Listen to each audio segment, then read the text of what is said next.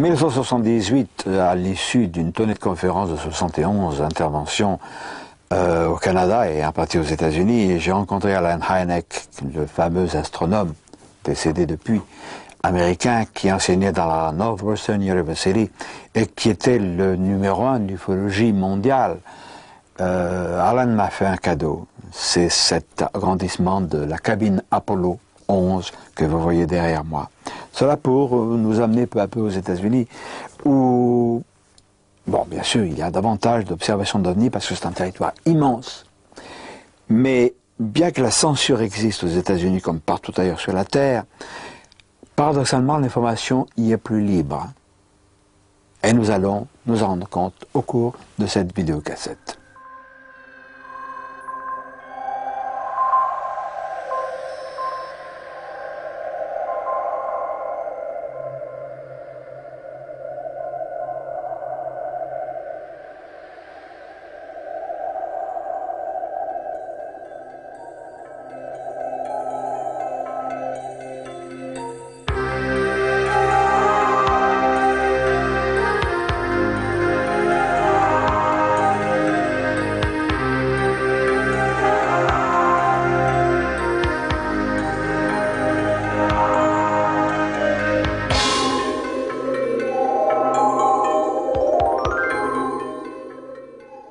Bien sûr, aux États-Unis aussi, de nombreuses personnes se moquent des ovnis. Mais il faut savoir, il règne là-bas tout de même une grande tolérance. Quand nous sommes allés à Richmond, en Virginie, un soir, nous nous sommes rendus dans un bookstore, c'est-à-dire une très grande librairie, pas spécialisée. Mais nous avons vu à quel point le public américain a l'intelligence de se passionner pour tout ce qui touche aux choses étranges, mystérieuses, et en particulier le domaine des ovnis. Nous avons vu des étalages, des rayonnages extraordinaires qui feraient rêver le plus blasé des ufologues français. C'est pourquoi aussi aux États-Unis existe la plus importante organisation, le MUFON. Donc à Richmond en Virginie, nous sommes rendus au congrès annuel du MUFON où nous avons rencontré quantité de personnalités extraordinaires.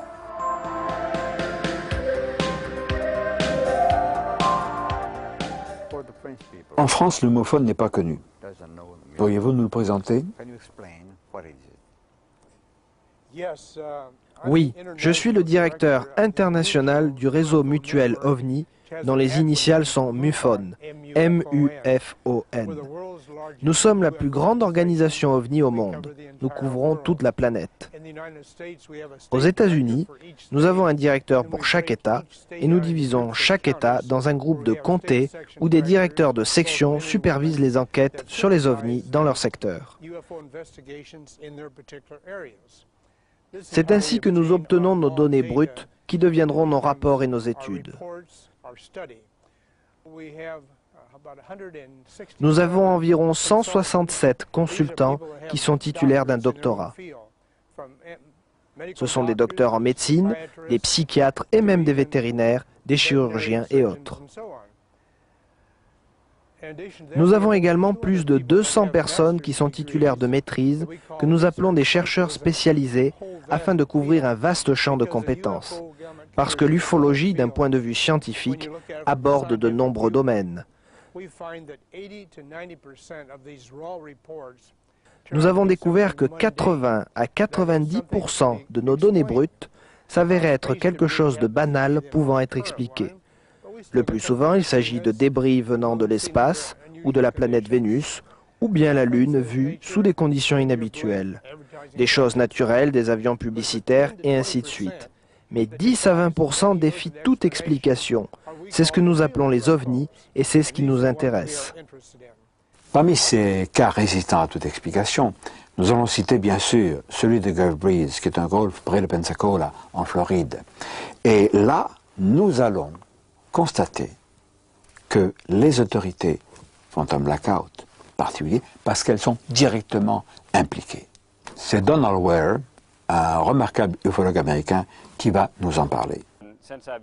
Depuis ma retraite de l'armée de l'air américaine, je suis ufologue et j'ai vu des ovnis, 7 fois dans la région de Gulf Breeze et Pensacola. C'étaient des observations d'OVNI du type lumière rouge, parfois des lumières blanches. Ce ne sont pas des observations rapprochées comme Ed Walters a pu le photographier. Sur 18 observations photographiques, il a pu prendre 41 bonnes photos d'engins extraterrestres. Sur 2 des photos, l'OVNI évoluait à environ 1 mètre du sol. Il y a eu beaucoup de cas. Et combien? Je pense environ 600 pendant les 4 ou 5 dernières années pour cette région. Notre équipe de recherche, pour une période de 18 mois, a répertorié des observations d'OVNI 175 fois.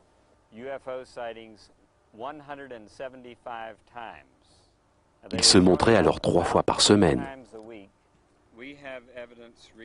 Nous avons des éléments récents comme quoi on a forcé un vaisseau spatial à descendre sur la plage. Ceci à environ une vingtaine de kilomètres de ma maison, sur une partie de la base aérienne d'England. Toutes les créatures extraterrestres à bord du vaisseau furent capturées par des gens du gouvernement américain. Sur la plage de la base aérienne d'England, il y a ce que j'appelle un dispositif d'impulsion électromagnétique dirigée. J'ai eu cette appellation confirmée par la personne qui a dit avoir fait des schémas pour la compagnie qui l'avait construit. C'est omnidirectionnel. Vous pouvez le pointer dans la direction que vous voulez. Cela va générer un rayon d'énergie électromagnétique qui, d'après mon expérience militaire, a des effets dévastateurs sur tout ce qui est électronique. À un très bas niveau, cela peut être utilisé pour tester la résistance électromagnétique d'équipements de guerre électroniques. Peut-être pour tester des avions qui ont été électroniquement protégés contre ce genre d'impulsion. Ou bien, si vous augmentez la puissance, cela peut causer la défaillance des systèmes électroniques sur des avions ou bien sur des véhicules extraterrestres. C'est peut-être cela qui a fait descendre cette chose. Le véhicule a alors été transféré à la station aérienne navale de Pensacola. Les chefs d'état-major de l'armée américaine se sont rencontrés à la station navale aérienne de Pensacola le 21 août 1988. Ils ont visité un hangar qui était sous haute surveillance, équipé d'air conditionné depuis plusieurs semaines avant cela. Nous n'avons pas de preuves, mais nous avons beaucoup d'éléments circonstanciés comme quoi c'est ce qui est arrivé. Le cas de Gulf Breeze aux États-Unis est parfaitement connu, mais c'est pas vrai pour nous en Europe. Aux États-Unis, il faut le dire, l'information circule.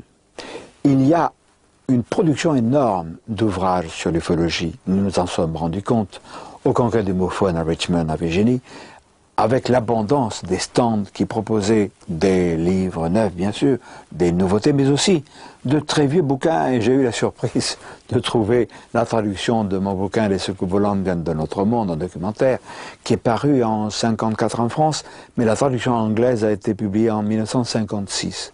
C'était une pièce de musée. En dehors des ouvrages, documentaires et autres, il y a un envahissement de gadgets touchant directement ou indirectement l'ufologie, les t-shirts, des autocollants de diverses sortes. Et puis il y a des porte-clés, il y a des ceinturons. Vous voyez même ici un petit gris, un short grays. Ce n'est pas du mercantilisme, c'est entré dans les mœurs. Il y a une chose, par exemple, qui n'est pas du tout divulguée en France. Bien des ufologues même rigolent comme des imbéciles. Ce sont les jeunes femmes qui sont enlevées, qui sont inséminées, qui sont, disons-le, des sortes de mères porteuses, puisqu'au 3e mois de leur grossesse, elles subissent l'extraction du fœtus. Et c'est dramatiquement vrai.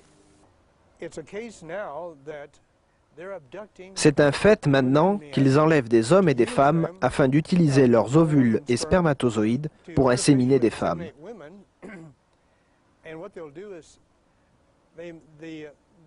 Alors elles sont enceintes pour environ 2 à 3 mois et durant la nuit le fœtus est enlevé et emmené quelque part. Nous ne savons pas où. Ils les placent dans des cages en verre. Il y en a des murs entiers. Et là, le bébé est amené à maturité. Je connais personnellement 64 personnes qui ont été à bord de véhicules extraterrestres. Et la plupart d'entre elles ont pris part à un programme d'hybridation. Je connais une dame près de chez moi qui a été enceinte 8 fois. Elle n'a qu'un seul enfant. Pour ce premier enfant, le docteur a dit avoir entendu 3 battements de cœur. Alors, ils ont utilisé l'échographie qui a montré 3 fœtus. Mais il n'y a eu qu'une seule naissance. Elle a été enceinte 7 fois après cela, et les fœtus ont disparu sans fausse couche à chaque fois. Alors, les ouvrages chez nous sont assez rares dans ce domaine. C'est vrai aussi pour l'audiovisuel. Mais justement, grâce à la Fox Video, nous disposons en France d'une vidéocassette extraordinaire, Intruders, d'après l'ouvrage de Bud Hopkins. Mais Intruders, c'est extraordinaire, c'est une sorte de fiction, mais basée sur des faits dramatiquement réels et terrifiants. Tiré de récits authentiques. Arrêtez les recherches, il faut que vous m'aidiez. Ils viennent me chercher, aidez-moi, j'ai si peur. Maman, ils me font mal. Ce qu'ils m'ont fait, ils le referont. La menace est réelle. Les envahisseurs sont là. Et ils ont des projets pour vous. Il faut dire qui est Bud Hopkins. C'est un sculpteur de talent, mais qui a un violon dingue qui est devenu une spécialité. Il est devenu hypnotiseur. Un hypnotiseur remarquable, extrêmement humain, qui jamais ne suggère des réponses, mais pose des interrogations. Et il est devenu, de par cette spécialité, le numéro 1, le spécialiste des abductions avec, enfin, en français on dit des enlèvements avec insémination artificielle chez les femmes de notre planète. Il y a des cas où les gens sont enlevés à l'hôpital alors qu'ils n'ont que 2 ou 3 jours. Mais disons qu'ils ont plutôt 5 ou 6 ans, peu importe. Ils sont enlevés, puis à nouveau enlevés coup sur coup. C'est comme s'ils étaient des animaux marqués pour une étude de la race humaine.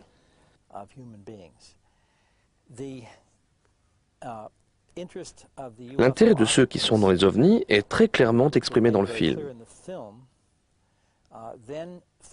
Ils se focalisent sur ce qui est génétique et reproduction. Des échantillons de sperme et d'ovules sont prélevés sur les hommes et les femmes. La personne est enlevée plusieurs fois. Dans le cas d'une femme, le plus souvent, celle-ci est enlevée et inséminée.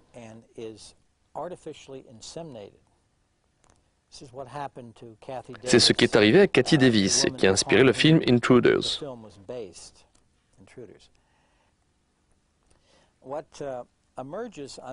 Ce qui ressort sous hypnose, et même parfois des souvenirs qui reviennent naturellement, c'est que la femme est à nouveau enlevée et que le fœtus en développement est retiré.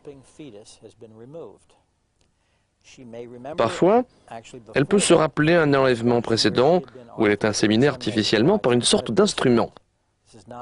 Il ne s'agit pas d'un procédé ou d'une chose sexuelle au sens où nous comprenons le sexe. C'est mécanique et clinique. Donc, elle est réenlevée, le fœtus est retiré et la personne n'est plus enceinte. Et ceci, bien qu'il y ait eu des échographies du bébé et tous les signes de grossesse. Elle est alors réenlevée et on lui montre un petit bébé. Ce bébé a des caractéristiques très étranges, moitié humain, moitié extraterrestre. Extraterrestres, vous voulez dire les gris? Oui, les gris. Les occupants des ovnis ont de très grands yeux, une très grande tête et un corps très chétif. S'ils ont des cheveux, il s'agit des hybrides. Les cheveux sont très fins, blancs et ne couvrent pas toute la tête. La personne est donc réenlevée et on lui demande de tenir le bébé. Et c'est comme si les extraterrestres pensaient qu'il y a quelque chose de magique dans le contact humain, dans le contact avec une mère. Il y a même des cas où ce sont des hommes qui sont enlevés, comme s'ils avaient contribué à la naissance de cet enfant et où on leur demande de prendre ses enfants. Maintenant, tout ceci a l'air complètement fou et je l'admets. Mais quand vous avez des centaines, voire même des milliers de cas, vous êtes forcé de prendre tout cela avec sérieux. Alors Bud Hopkins a voulu aller plus loin. Il a imaginé un sondage, élaboré d'ailleurs avec un institut de sondage, pour savoir combien de personnes et de quelle manière des personnes pouvaient avoir été victimes de ce qu'on appelle des enlèvements. Alors, je vais donc vous lire minutieusement ces 5 questions. Avez-vous disparu 1 heure ou plus sans souvenir de ce qui s'est passé? Vous êtes-vous réveillé paralysé, sans pouvoir bouger pendant plusieurs minutes, ou en ayant le sentiment d'une présence dans la pièce? Avez-vous vu des boules de lumière dans cette pièce sans explication? Avez-vous relevé des marques particulières inexpliquées sur votre corps? Avez-vous eu le sentiment de voler ou d'avoir été transporté dans les airs? Bud Hopkins nous livre des réponses surprenantes. Avec le groupe d'études, nous nous sommes dit que seules les personnes qui ont répondu oui à 4 des 5 questions auraient eu la possibilité d'avoir été enlevées sans s'en souvenir. Vous ne dites oui qu'à une seule question et vous n'êtes pas retenu.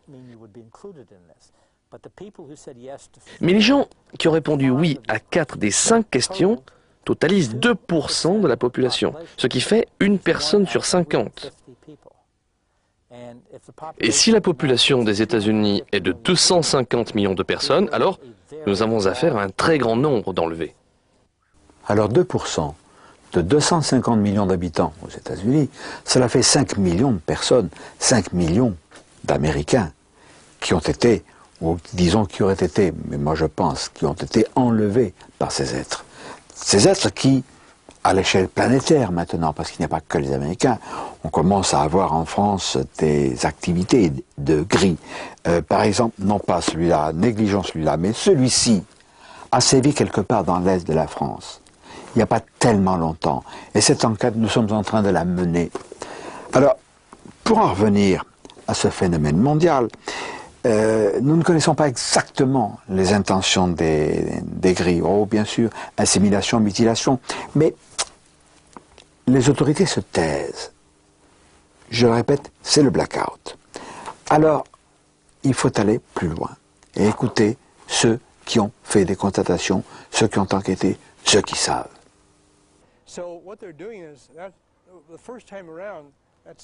Ce qu'ils obtiennent la première fois est à moitié humain et à moitié extraterrestre. Donc leurs enfants feront plus qu'1 mètre à 1,20 m. Ils pourront atteindre la taille d'1,50 m. En croisant ainsi de suite, et ceci pendant des années, ils créent une nouvelle espèce qui a de l'endurance et de la force. Parce que s'ils ne font pas ça, ils vont disparaître, ils n'existeront plus. Je pense que c'est leur méthode pour garder leur espèce en vie. Je pense que la principale raison pour qu'il y ait un silence des gouvernements est la suivante.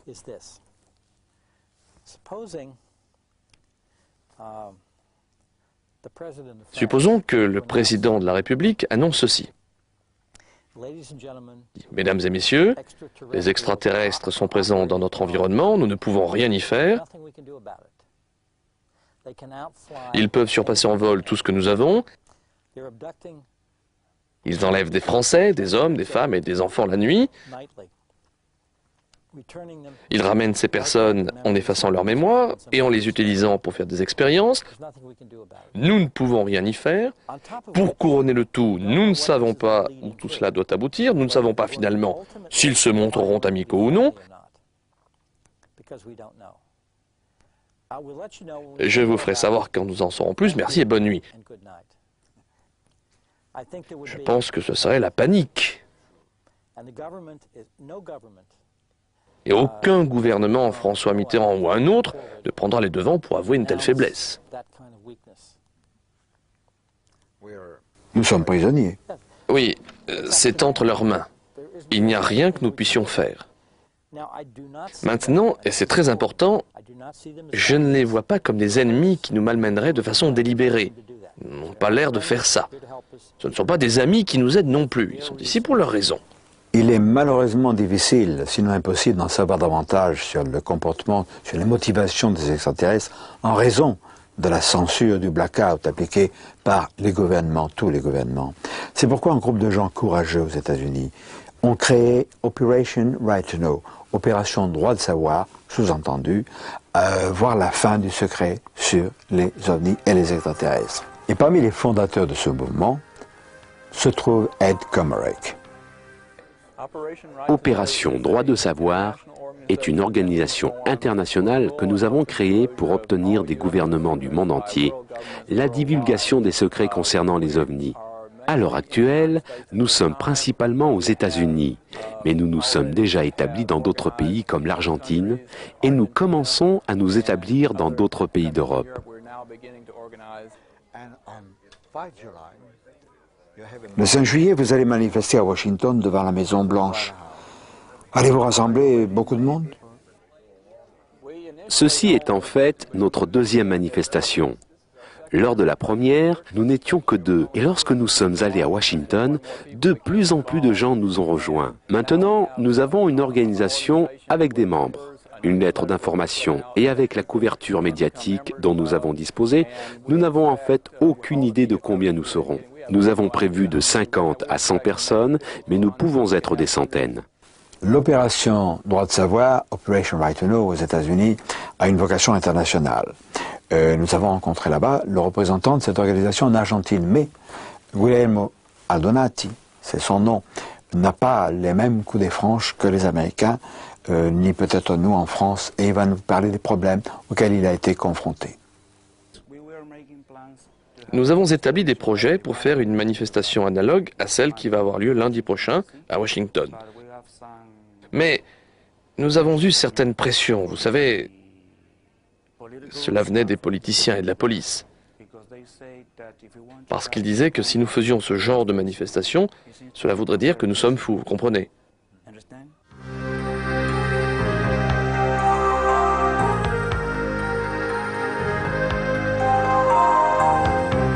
Le 5 juillet 1993, nous allons à Washington, la capitale fédérale des États-Unis, retrouver Operation Right to Know et sa manifestation devant la Maison-Blanche.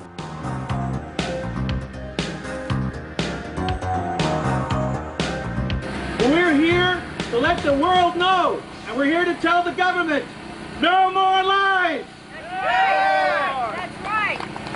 Nous nous retrouvons donc au parc Lafayette, où des intervenants vont se succéder, avant la marche symbolique en face de la Maison-Blanche.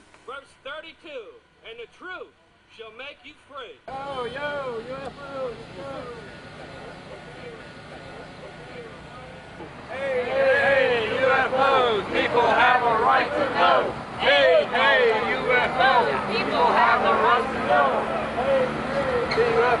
Hey, hey, UFOs, people have a right to know.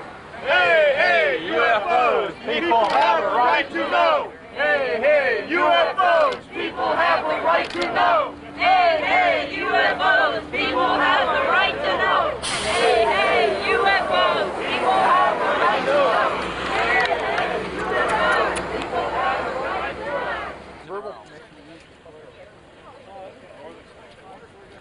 Hélène Douglas, vous êtes la fondatrice avec vos amis du mouvement Opération Droit de savoir. Quel est votre programme?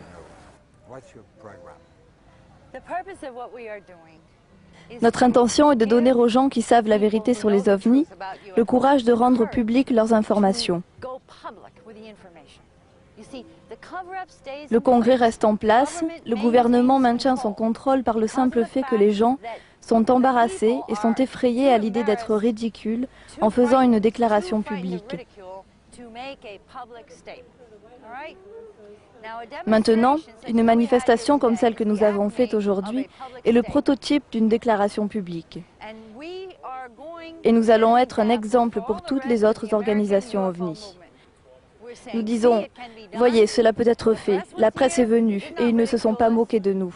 Quand nous avons fait cela, nous avons passé un bon moment et vous devriez le faire, car c'est ainsi que nous en finirons avec cette dissimulation. Nous allons, après notre amie Hélène Douglas aux États-Unis, retrouver en France, on fait un petit saut comme ça, notre ami Claude Chapeau. Claude Chapeau, tu as eu une formation scientifique, tu as écrit des bouquins, et tu as créé en France, on le rend public aujourd'hui, non pas Operation Right to Know, puisque nous sommes en France, mais Opération Droit de Savoir, sous-entendu la levée sur le secret dont sont entourés tous les phénomènes OVNI, les extraterrestres, etc. Je pense qu'il faut avoir le plus de volontaires possible pour pouvoir créer cette association. Ensuite, il faut la développer. Et pour la développer, nous avons besoin du concours et de la télévision, des médias. Je pense que c'est comme ça que je vois les choses. Sinon, ce n'est pas possible. Il faut souligner que tu entends d'abord réunir autour de toi un nombre important de scientifiques. Tu as déjà des scientifiques. Il faut que les hommes de science, intelligents et honnêtes, qui n'ont pas peur de se commettre avec des gens comme Claude Chapeau, qui est quand même lui aussi un scientifique, et qui a le courage de secouer la poussière des interdits pour dire « nous sommes confrontés à un phénomène dont on sait parfaitement qu'il s'agit d'engins matériels venus d'ailleurs, essayons d'aller un peu plus loin ». Et nous avons pour cela besoin évidemment d'hommes de science. Oui, nous allons surtout nous occuper d'une partie médicale qui est très intéressante, qui va être, je pense, faite par mon neveu, qui est médecin biologiste et qui a travaillé à l'Institut Pasteur. Nous pensons, grâce à toutes les associations qui existent en Europe, avoir réunir le plus de patients possible qui auraient été enlevés, ce que disent les Américains, les fameux abductees. Et ces patients, nous leur ferons des examens, toutes sortes d'examens, des examens biologiques, des examens radiologiques, et surtout, par la psychiatrie, nous les mettrons sous hypnose, de manière à savoir exactement ce qu'ils ont vécu lorsqu'ils ont été enlevés. Voilà, je pense que c'est la chose la plus importante que nous devons réaliser ici, en France et en Europe. Alors, nous allons donner l'adresse à laquelle le public va pouvoir écrire. Claude Chapeau, tu es la cheville ouvrière de cette organisation. Tu vas recevoir un morceau de courrier. Alors évidemment, on n'est pas contre le fait de recevoir 2 timbres pour la réponse, hein, parce que tout ça coûte cher. Je ne vais pas sortir une sébille pour faire la quête, mais sous-entendu, si on peut aider cette organisation, eh bien, par avance, merci. Alors, c'est pas fini, parce que ce silence qui entoure le problème des officiels, leur volonté de faire le blackout, tient au fait que les autorités sont complices et impliquées directement dans ce cover-up, dans ce blackout, dans cette loi du silence. Et un de nos amis qui s'occupe de ce problème en Argentine va nous en parler. Maintenant, nous avons des gris, ces êtres gris. Les gris. Avez-vous des bases souterraines? Nous avons des bases souterraines dans la ville de Victoria.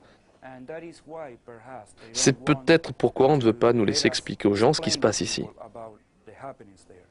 Vous avez des enlèvements aussi? Oui. Et des hommes et des femmes?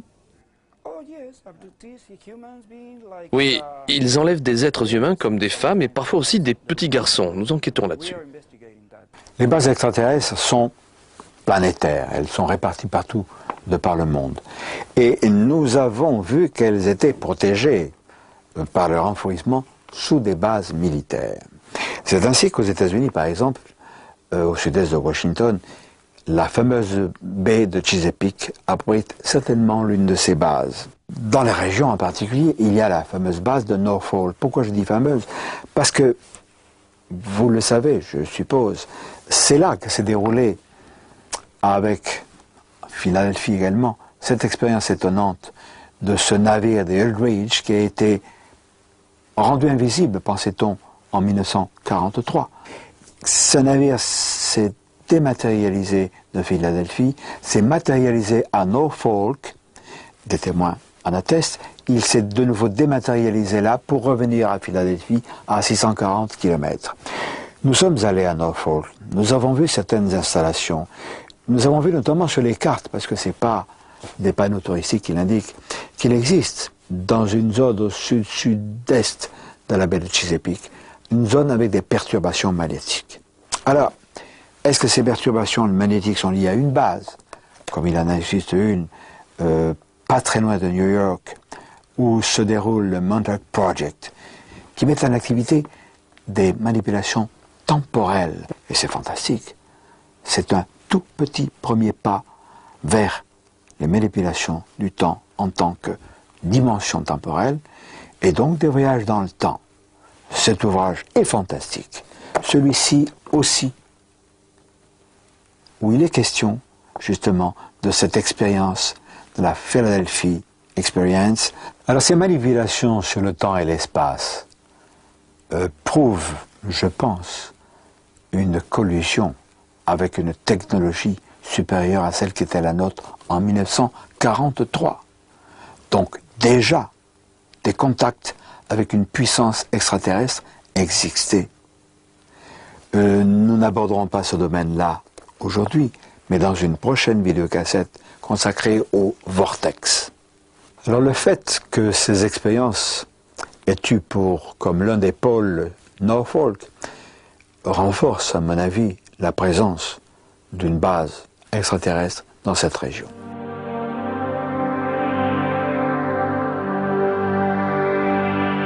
Pour en savoir plus sur les bases extraterrestres et leurs activités, dirigeons-nous vers le Nouveau-Mexique.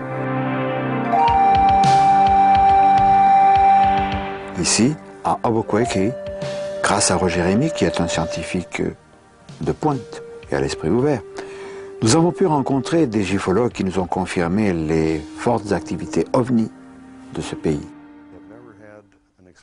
Je n'ai jamais vu d'ovni, mais beaucoup de mes amis ont eu des expériences et de bonnes observations.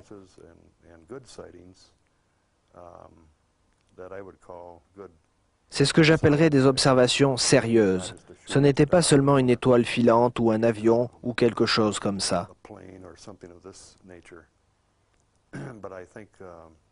Je pense qu'on a de fortes chances de voir un ovni au Nouveau-Mexique.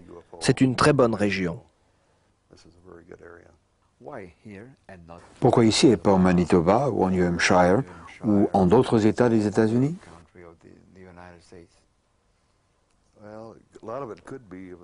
Cela pourrait être dû aux bases militaires que nous avons ici et à tous les projets qui sont en cours à Los Alamos et White Sands. Je crois que cela peut représenter un intérêt pour les extraterrestres.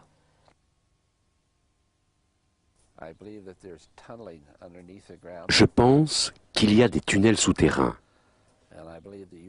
Et je crois que les ovnis se déplacent à l'intérieur de ces tunnels. Ils doivent entrer dans ces tunnels en faisant une sorte de distorsion temporelle.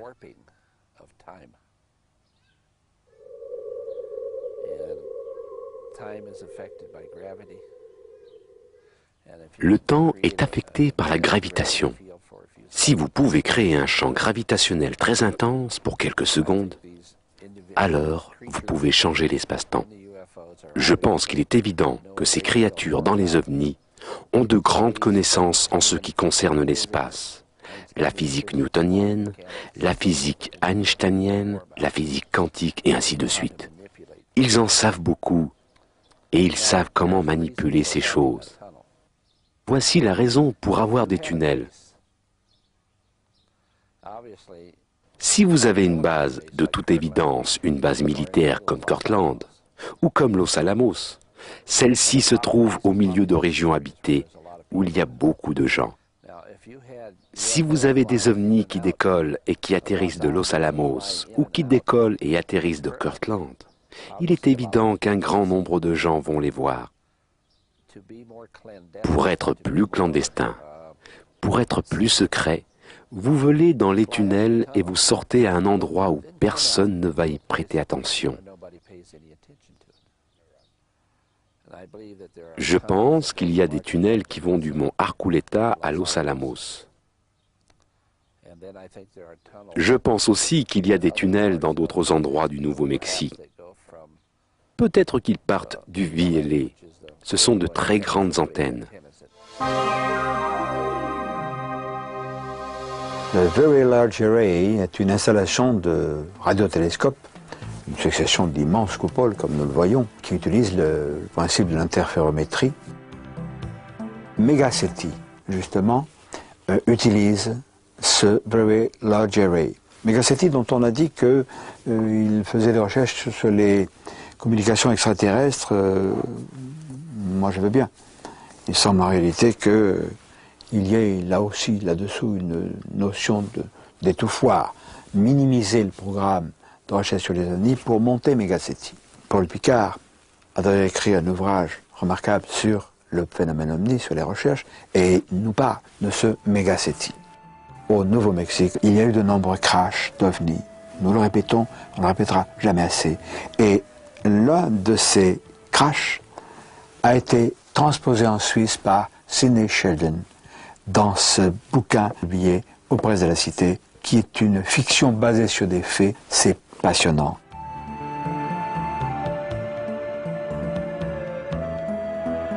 En ce qui concerne tous ces phénomènes dont les personnes ont été témoins, notamment ici au Nouveau-Mexique, où je crois que c'est un lieu de concentration de phénomènes inhabituels, il faut certainement, comme on dit en français, séparer le grain de l'ivraie de tous ces phénomènes.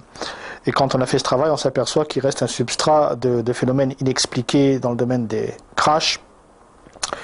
Et depuis 1947, je crois avoir dit au cours d'une de nos entrevues que j'ai eu entre mes mains des samples, des échantillons de matériaux. Certains des échantillons provenaient de matériaux très secrets d'engins terriens qui étaient crachés, d'autres par contre on ne savait absolument pas d'où ils venaient et on pouvait en avoir aucune idée.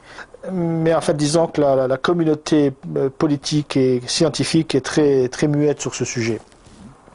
Et ça se comprend parce que les gens ont très peur. Les gens ont très peur de choquer l'opinion publique. Les gens ont très peur de choquer l'opinion scientifique ou religieuse, ce qui est parfois la même. Jérémy, je voudrais que tu nous parles d'un couple que tu connais bien. Avant de l'interroger, je voudrais savoir ce que tu penses de cet homme et son épouse. Ah ben écoute, c'est des gens... Disons Stewart oui, et c'est Norma. Ça, c'est Norma et Stewart. Et c'est des gens qui m'ont été présentés il y a pratiquement un an et demi. Elle était infirmière, soignée à domicile, et lui était ingénieur électricien qui installait des lignes de haute tension dans le bled, en plus de leur ranch. C'est donc des gens très travailleurs, qui ont travaillé très dur toute leur vie, qui ont élevé des enfants du mieux qu'ils ont pu, et qui n'ont jamais été, comment dirais-je, des marginaux en quoi que ce soit. Ces gens-là respirent la santé et l'honnêteté. Bon, ça c'était la première impression que j'ai eue. Ensuite, quand ils ont commencé à me raconter leur histoire, qui au départ était absolument invraisemblable, comment des gens qui ont vécu en plein désert, qui sont sains d'esprit, qui sont stables, pouvaient à brûle pour point me sortir une histoire avec des rencontres d'un autre type, du troisième type, pratiquement.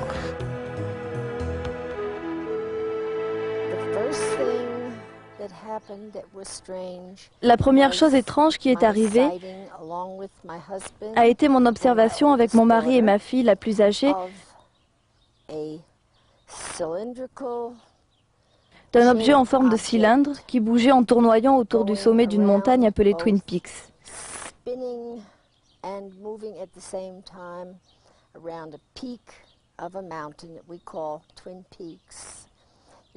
C'est dans les environs d'une région que nous appelons Mangus, au Nouveau-Mexique.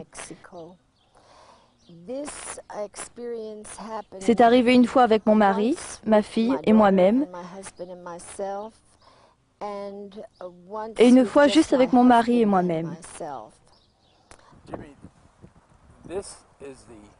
C'est la montagne où nous avons vu cet ovni qui évoluait en tournant tout en haut de ce pic.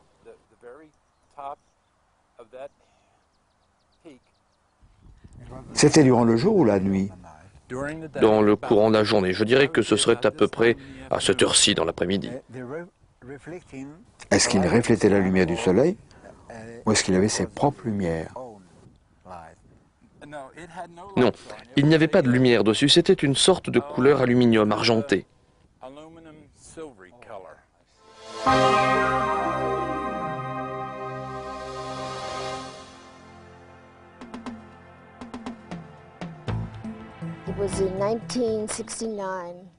C'était en 1969. Pendant un hiver entier, nous avons eu cette étrange pulsation sonore qu'on entendait sans pouvoir savoir d'où cela venait. C'était comme si on était surveillé. C'était vraiment très étrange. La première fois où c'est arrivé, nous nous sommes levés. Nous nous sommes assurés que la radio n'était pas allumée, que la cafetière n'était pas branchée. On a éteint la télé qu'on essayait de regarder. Et ce son a continué à pulser.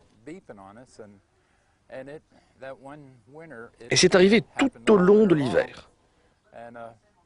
On se disait, bien, il nous surveille à nouveau. Et on n'y a plus vraiment prêté attention.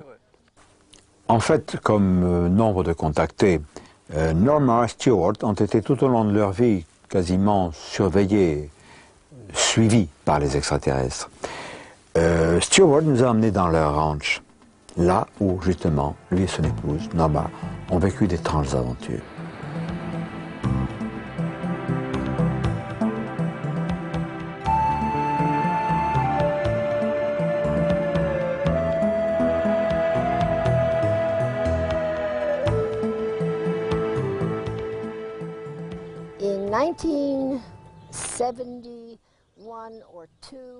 En 1971-72, je regardais par la fenêtre de ma cuisine et j'ai vu cet objet pas si grand que ça.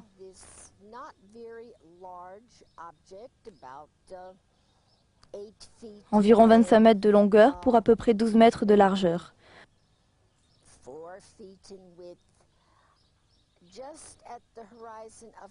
Juste à la limite de la fenêtre de ma cuisine. Ça a été une observation très rapide. Et la seule chose dont je me souvienne véritablement est cette magnifique couleur dorée sur le dessous. Il y a une montagne pas loin. Alors j'ai couru vers l'autre fenêtre de ma cuisine pour voir où il allait s'écraser, car j'étais certaine qu'il ne pourrait pas s'élever à temps pour passer au-dessus de la montagne. Et il n'y avait rien là-bas. Il y a une fois où ma sœur est venue nous voir.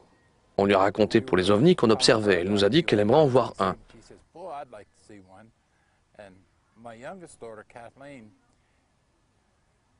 Kathleen, ma plus jeune fille, lui a dit comme en plaisantant, on devrait aller dehors, c'était la nuit, il y en a un qui devrait nous passer au-dessus.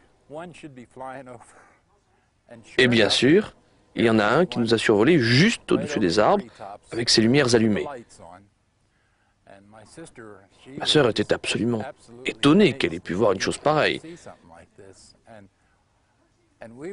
Et nous étions étonnés que ce se soit passé comme Kathleen l'avait dit, viens dehors et on en verra un. Quand on les écoute, on est pratiquement envoûté par le récit de ces personnes. Que ce soit cette brave dame Norma, son aimable mari et ses enfants. Donc quand même, ça serait une conspiration familiale. Impensable. Et quand on voit ces personnes, il est très difficile de penser à ce genre de manipulation, ou de manipulation extérieure. Donc il ne fait aucun doute qu'ils disent la vérité. Ils ont été du reste traumatisés puisqu'ils ont maintenu ça sous cap pendant au moins 15 ans. Et qu'il a fallu un énorme climat de confiance et d'affection pour qu'ils puissent parler. Je pense qu'il est possible que Norma Pitt ait subi un enlèvement. Comme nous le savons, elle a eu cette expérience dans la chambre quand elle a dormi avec sa fille. Je me rappelle lui avoir demandé à propos de cet incident particulier ce qui s'était passé, et elle m'a répondu qu'elle pensait s'être endormie.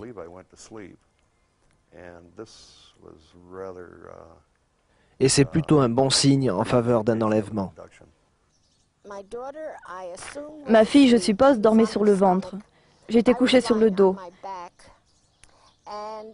C'était juste avant que je m'endorme.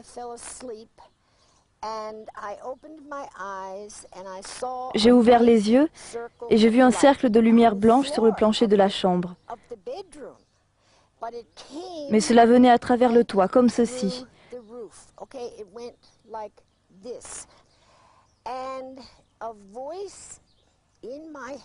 Et une voix dans ma tête m'a dit, « Si vous voulez venir, faites un pas à l'intérieur du cercle, maintenant. »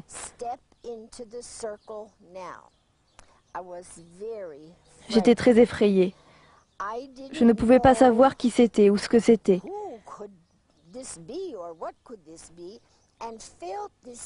J'ai ressenti le besoin, peu importe ce que ce fut, de dire que je ne voulais pas y aller. Je ne voulais pas admettre que j'avais peur.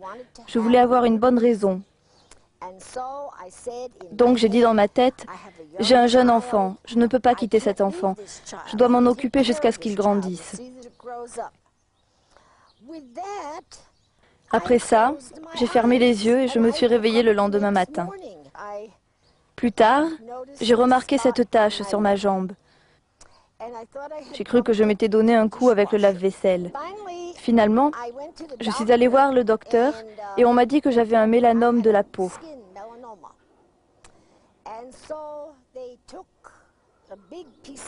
Ils ont fait un gros prélèvement sur ma jambe pour me dire après que je n'avais pas de mélanome.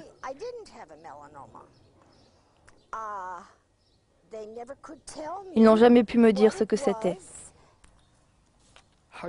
Comment vous êtes-vous rappelé votre contact? Je m'en rappelle comme un flashback.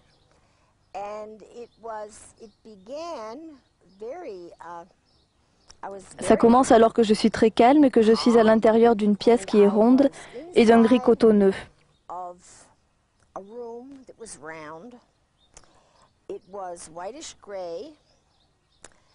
J'étais assise, mais je ne savais pas sur quoi j'étais assise. J'ai commencé à vraiment faire attention à la créature. Et c'était effrayant. Les yeux étaient très globuleux et très marron foncé, presque noirs. Brillants, très perçants.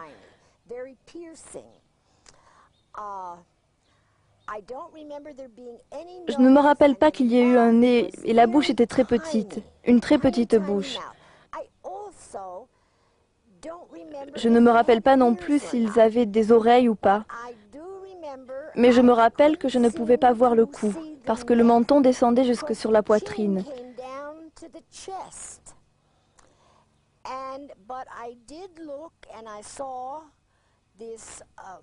J'ai regardé et j'ai vu ses mains, ses bras, et il y avait 3 doigts. Alors j'ai réalisé combien c'était différent de tout ce que j'avais pu voir, et je suis devenue alors très agitée.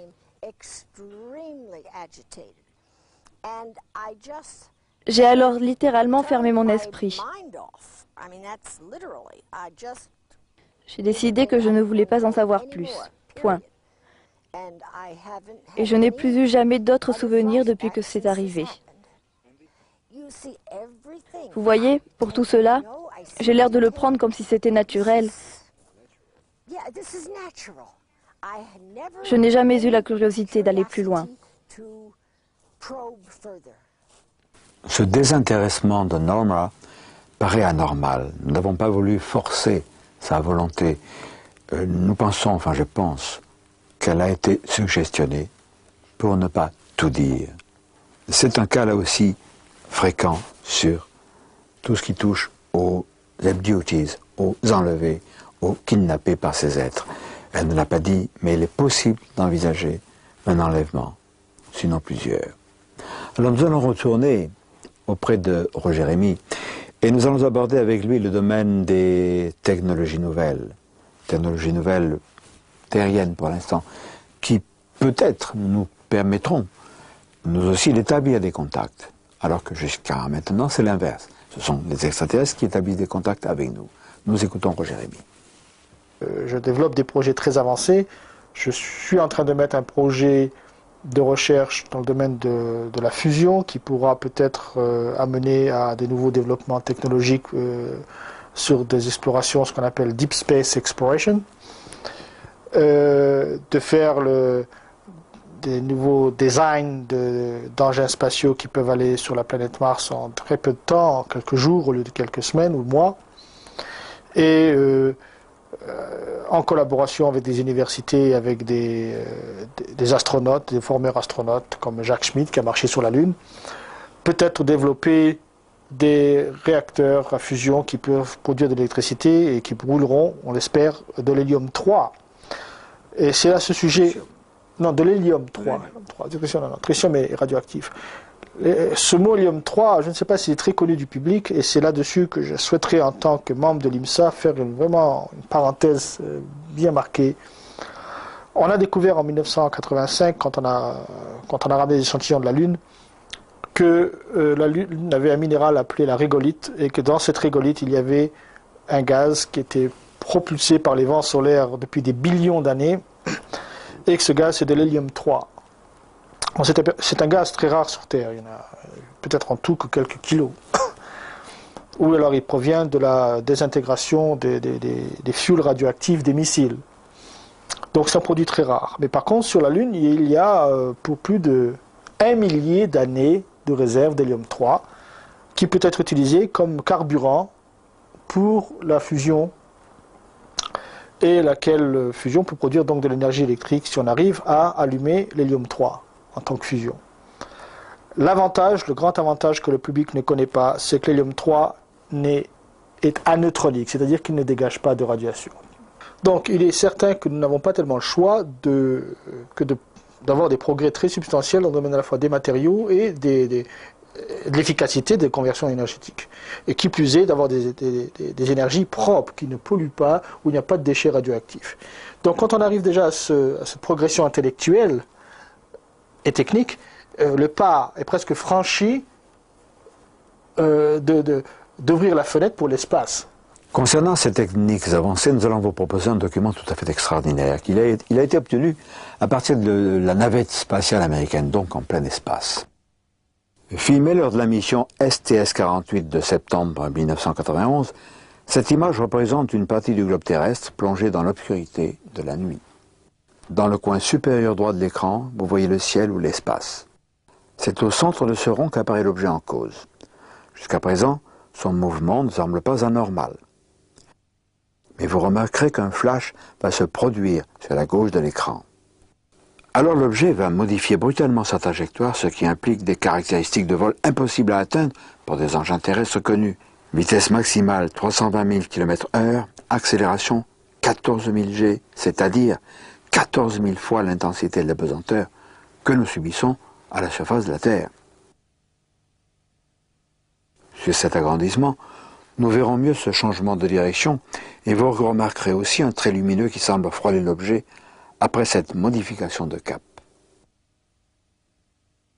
Donald Ratch, qui a participé à l'opération Droit de savoir, va nous conter dans quelles circonstances il a obtenu accidentellement cette image étonnante.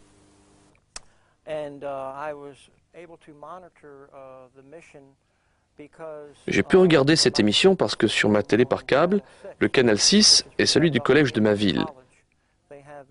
Et sur leur campus, ils ont une antenne satellite. Ils reçoivent les signaux de la NASA qui viennent de l'espace.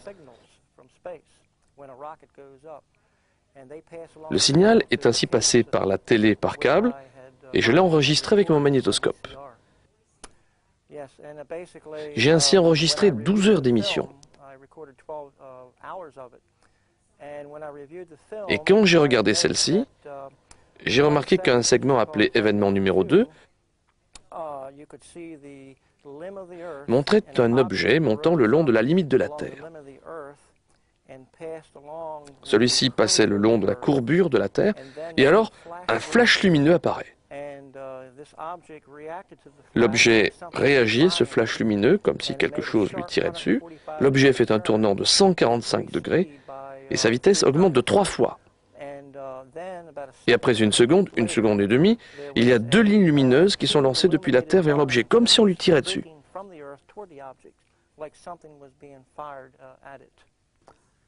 Qu'a dit la NASA?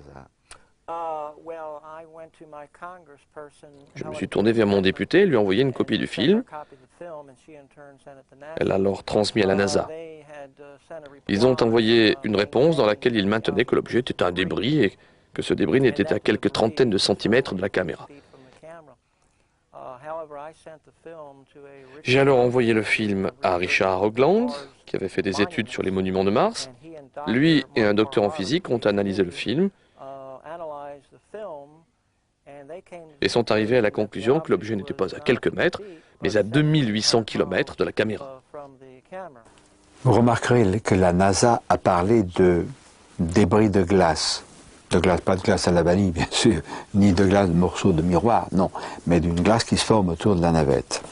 Donc la NASA authentifie, s'il s'agissait de glace, authentifie le film comme étant pris effectivement depuis une navette spatiale. Ça, c'est très important.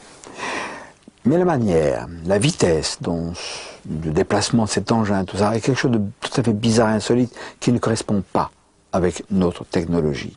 Alors peut-on invoquer une origine extraterrestre pour cet objet? Pourquoi pas? Mais alors pourquoi ces flashs, ces tirs soi-disant laser?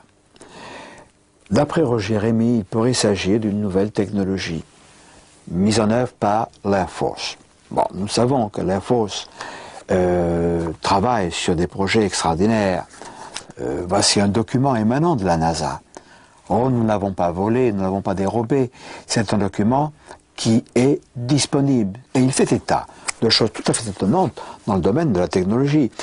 Sur ce document, il est question par exemple de projets de véhicules spatiaux utilisant la fusion, et cette fusion amorcée par des tirs laser. L'important dans le film de la navette spatiale, c'est qu'il y a une anomalie qui est gênante. Cet objet, à l'évidence, n'est pas touché par les tirs des faisceaux laser ou autres. Est-ce qu'il ne s'agirait pas d'une technologie mixte, élaborée avec le concours des extraterrestres? Mais précisons que ces recherches de pointe, selon Roger Rémy, qui est quand même placé pour le savoir parce qu'il fait partie de ces chercheurs de pointe, peut avoir une seule origine terrestre. Il a peut-être raison. Peut-être que les chercheurs d'aujourd'hui, des chercheurs d'avant-garde, ont réalisé ce que nos visiteurs ont accompli et se sont dit, mais pourquoi pas nous? Et qu'ils se sont lancés dans cette voie. Et Roger fait partie de ces chercheurs de pointe qui vont peut-être nous ouvrir les clés du cosmos. Donc aujourd'hui nous arrivons à cette limite d'éclosion. Nous allons peut-être, comme on dit en anglais, avoir un blooming effect, fleurir, un nouvel âge où, enfin, je l'espère, les gens vont comprendre les intérêts de poursuivre des recherches très avancées. Et c'est là peut-être où on se rapproche avec d'autres entités qui ont vaincu tout ce procédé, ont survécu à ces procédés, ont appris à maîtriser ces technologies. Et donc nous sommes peut-être à la veille d'un bouleversement à la fois énergétique, économique et social et aussi intellectuel. Cette incursion aux États-Unis nous a démontré, si besoin était, que les Américains sont probablement plus que nous ouverts à ce domaine extraordinaire de ces visiteurs qui viennent, des visiteurs de divers horizons. Tous les ufologues ayant l'esprit ouvert et dignes de ce nom savent qu'il s'agit de gens, entre guillemets, venus d'ailleurs. Mais cela peut s'admettre aujourd'hui, parce que nous avons quand même derrière nous un background technologique, un passé technologique. Mais reportons-nous juste après la libération, il y a donc 50 ans, aux États-Unis, dans la région de Los Alamos, dans un peu plus le sud, n'est-ce pas, où s'installent des rampes de lancement de fusées. Vous vous rappelez ces premières fusées, les Corporal, qui ressemblaient à un petit crayon habillé comme ça. Oh, elles n'allaient pas très haut, puis elles retombaient. Ça se passait au Nouveau-Mexique. où ont eu lieu les crashs d'OVNI, où se trouvent des bases souterraines de gris. Et les Américains se sont aperçus que les Indiens, et notamment dans les pueblos, les villages, ont regardé monter ça dans le ciel et puis continuer leurs occupations. Alors, ils leur ont posé la question, mais vous n'êtes pas surpris par ces choses-là? Parce qu'entre nous, les Américains, quand ils voyaient décoller ça, s'ils n'étaient pas Rocketeers, c'est-à-dire techniciens des fusées, ils avaient tendance, les témoins, à rentrer la tête dans les épaules. Et les Indiens ont dit non, non, pas du tout. Nous, ça ne nous étonne pas. On leur dit, mais pourquoi ça ne vous étonne pas? Parce que nous savions, nous, peuple d'une nation indienne, nous savions que l'ère de lumière, l'ère de l'avenir prendra naissance ici, chez nous. L'ère de la lumière, c'est un âge nouveau qui s'annonce pour notre planète. Est-ce que nous mériterons nous aussi la lumière, ou est-ce que nous commettrons l'erreur de la transformer en nova? Et ce pourrait être alors la fin de notre monde. Mais ne soyons pas pessimistes. Les portes du futur, si c'est ainsi que nous appelons notre collection, vous réservent d'autres surprises, probablement moins dramatiques. À bientôt.